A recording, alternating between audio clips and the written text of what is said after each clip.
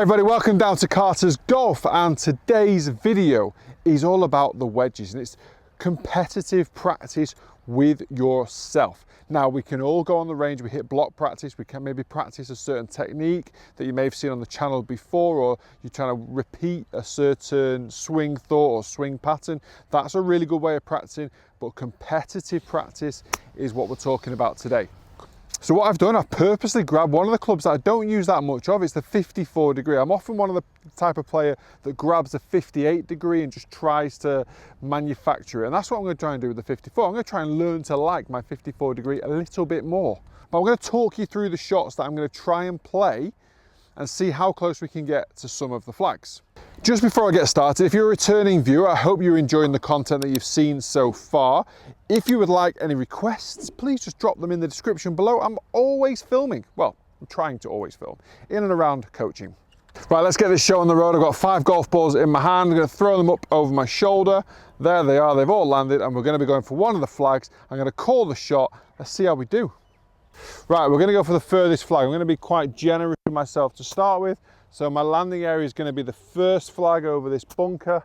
I've got 5 shots. I'm going to try and hit 5 shots as if I was on a golf course. Now, normally I would use a 58 for this situation because it gives me a higher trajectory and gives me a softer landing, gives me a bit more confidence. We've generally all got a favourite club, and that would be mine for in and around the green. So 54 is going to be my new go-to after this practice session. Comes out a bit flat, a slight pull. Not bad. Now, would I make the next shot? Probably not. Not because I'm a bad putter, because I've not put the ball close enough to the hole to statistically hole it. That's straighter down the line. It's a decent shot. I pulled it a little bit, I've flown it, it's a good shot. Now, that's even better. Again, statistically, would I hole that? I think I would. It's about 3 feet. I think I would hole that one. Slight pull, actually, but got a good bit of stop on the ball, which was nice to see. Sit.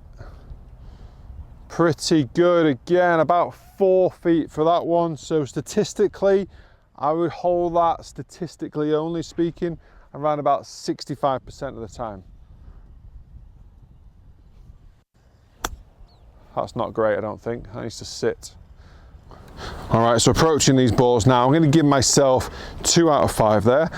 I've got 3 balls that I probably won't hole, presuming it's for a par, and I've got 2 that I expect to hole for par. So I'm going to give myself 2 out of 5. All right, so the next shot is going to be coming from just down the fringe there. Short side of myself on the green again. I normally use a 58 degree for this because a little bit less green to work with, slightly running away from me as well. It would give me a bit more confidence to kind of stop the ball fast enough. So I'm going to have to try and be a little bit more inventive with my 54 degree, trying to feel a different type of shot. So let's say I got 2 out of 5 on the last one. We're going to go for, this video is going to be out of 20, so we're going to get 4 different targets. Poor connection, and that's rolled under the camera, and I can assure you guys you're about 10 foot away. That's a decent shot, I think. Stopped a bit faster than I expected, to be honest. That's a nice shot, loads and loads of spin on it. I want to give myself that for my own confidence, to be honest. Pops up a bit higher, sit. That's a good shot. That's kind of the shot I really wanted to play every time. What can I give myself? If I'm going to be harsh on myself, I'm giving myself 1 out of 5 there. These 2, this is one of those I 1,000,000% expect to hole it. Right, okay, I'm going to give myself 2 out of 5. 2 out of 5 again, so that's basically 4 out of 10. That's not great. Slam them down. Right, okay. Not a bad little lie. So I'd still normally use a 58 degree from here because the grass gets in the way of the ball and the club face connection, which reduces backspin. So I'd normally take an extra bit of loft, which would increase backspin and counteract the backspin that I've lost here. So can't do that. I've got a 54 degree. Just going to get the lower body moving. I'm going to try and make sure I use my hips and my body to kind of get through the shot here. Don't want to allow the hands to kind of take over. See how fast that has run away from me, by the way. So that means now I have to open the blade. I can't afford that shot to happen again. So now it's a high risk shot. Opening that blade a little bit, I'm going to make my grip on my left hand a lot stronger, so a little bit more over the top, which gives me a lot more kind of flexibility in this wrist, which allows me to get the club face under the ball a lot more. Lovely little connection, nice stop.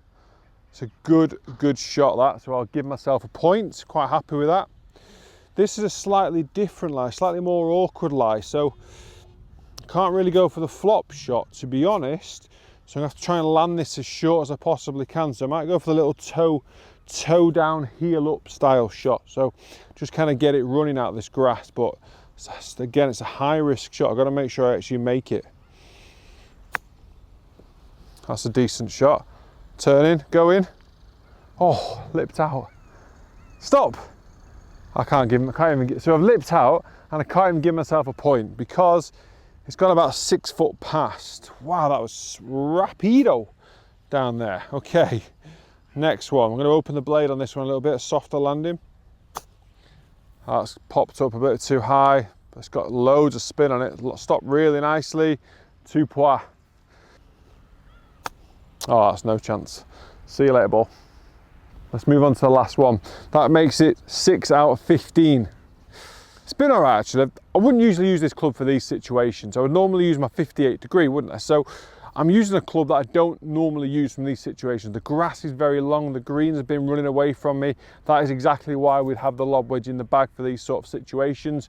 And again, if you're a golfer that's trying to aspire to get the handicap, I'd say this is sort of like your kind of breaking 80 sort of level of golf. It's particularly being a bit more kind of a bit better around the greens, using different types of shots, different types of clubs, being able to kind of adapt as quickly as possible to the shot in hand to lower your scores. Right, I'm going to give myself an easier one here, but it's still not going to be a banker. So 6 out of 15.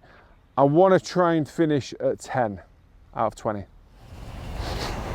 Right, we went for a long one down the green. So in terms of technique, it's the easiest one so far. I know what shots I'm going to be playing. Now I need to be able to read the green, read the speed, and obviously to try and get the strike as well. Again, the green is running away from me down the hill. In fairness, would I use a 58 degree here? No. Would I put? Probably.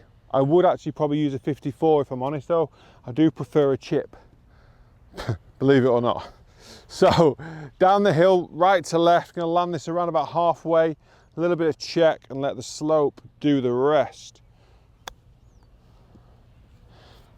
That's landed extremely soft.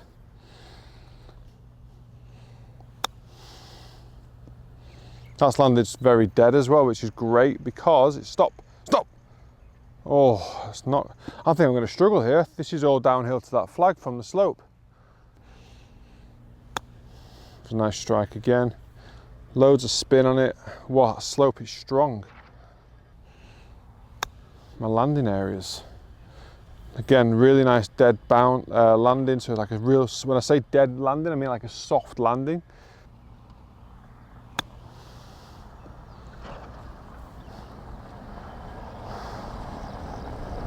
That's a good shot. So based on that, I'm going to give myself a point. That was a decent shot. That was a nice connection. To be honest with you, they all were nice connections. The first one, probably just massively misjudged it.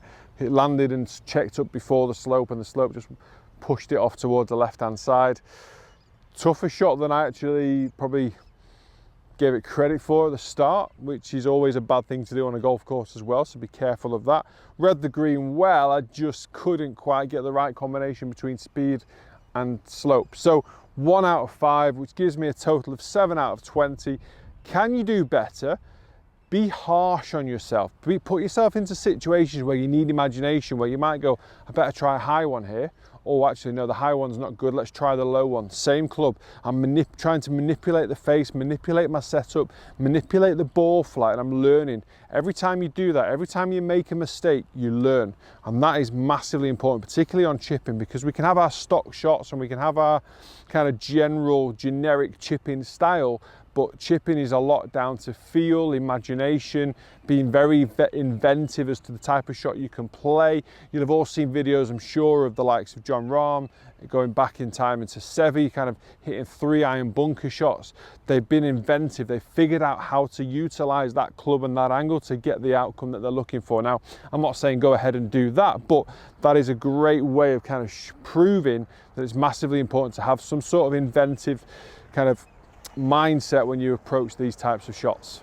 Guys, I hope you've enjoyed this video. If you have, please do smash that like button. Also follow me on my social media platforms. I've got a Facebook page now as well with golf tips that are coming onto YouTube as well. So if you prefer to watch on Facebook, it is all over there. But if you're enjoying the YouTube channel, please do hit that subscribe button. Drop me a comment below. Give me some requests. What content would you like to see moving forward? But guys, thank you for watching. Hope everyone's well. I'll see you soon.